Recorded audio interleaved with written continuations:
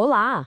Hoje a gente vai mergulhar na história de uma das civilizações comerciais mais incríveis e ricas da África Oriental, a Costa Suaíli. Por séculos foi um centro pulsante de comércio global, sabe? Um verdadeiro caldeirão de culturas. Mas essa potência toda teve um fim bem abrupto. E a pergunta que vai guiar nossa análise é justamente essa: como é que uma rede tão antiga, tão bem-sucedida, pôde simplesmente desaparecer do mapa? Para a gente entender a queda, primeiro a gente precisa ter uma ideia da grandeza. Então, vamos lá. Como é que era a Costa Suaíli no seu auge? Olha só, a Costa Suaíli não era um país unificado, tá? Era mais como uma rede de cidades-estado independentes, todas conectadas por uma cultura muito particular que nasceu da mistura de povos bantus locais com os comerciantes árabes e muçulmanos que chegavam pelo Oceano Índico.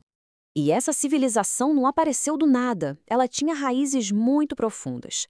Começou lá no século VIII, com a chegada dos primeiros mercadores, e foi crescendo até o século XV, quando atingiu seu pico. A gente está falando de mais de 700 anos de história. Não foi algo passageiro, foi uma potência estabelecida.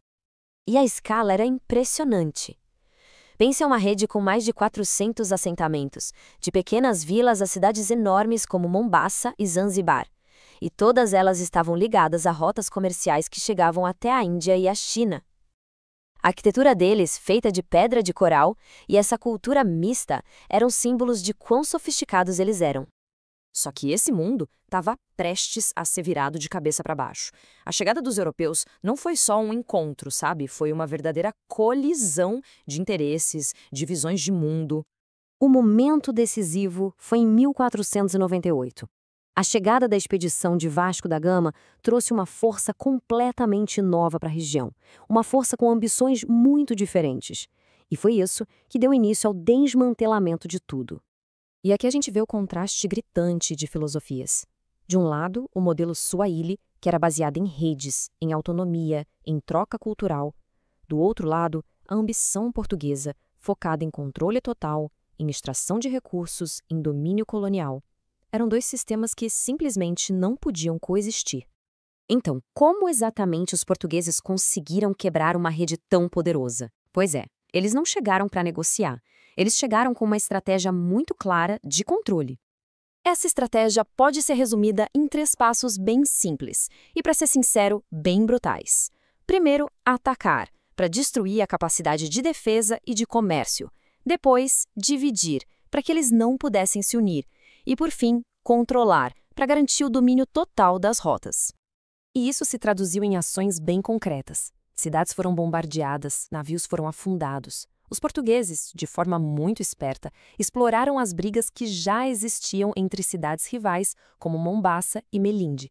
Assim, garantiram que elas nunca se unissem contra eles. E para fechar o cerco, construíram fortalezas em pontos-chave, controlando fisicamente o comércio. Essa frase aqui resume tudo, né? O objetivo não era fazer parte do comércio, era dominar o comércio para extrair riqueza. Não existia o menor interesse em parceria ou em benefício mútuo. Era uma lógica de pura extração. O resultado dessa estratégia foi, bem, devastador. Vamos dar uma olhada agora nas consequências diretas dessa conquista para a Costa Suaíli. Lembra daquele número, mais de 400. Era esse o tamanho da teia de assentamentos que florescia na costa. Uma teia que foi sistematicamente desfeita. A transformação foi total. As cidades, que antes eram centros vibrantes de negócios, viraram só pontos de coleta de mercadorias. O sistema de comércio em rede foi trocado por um modelo extrativista, que só servia para alimentar os mercados europeus. Os comerciantes locais foram expulsos ou eliminados, e a autonomia política e econômica acabou. E além da economia, o custo social foi imenso. A interrupção das redes de comércio, as guerras e o tráfico de escravos causaram despovoamento e destruíram uma estrutura social que levou séculos para ser construída. As feridas desse período não foram temporárias, não. O impacto da colonização portuguesa deixou um legado muito profundo e permanente na região. Então, o ponto crucial é este. A trajetória da Costa Suaíli foi desviada para sempre. As estruturas econômicas, políticas e culturais nunca mais voltaram a ser o que eram. O que a gente vê na região até hoje é, em parte, um reflexo desses eventos de 500 anos atrás. E isso tudo nos deixa com uma questão para a gente pensar. A história da Costa Swahili é mais do que só uma história de ascensão e queda. É um estudo de caso sobre o que acontece quando redes complexas de conexão humana, construídas durante séculos, são desfeitas pela força. Fica a pergunta: o que de verdade se perde para sempre?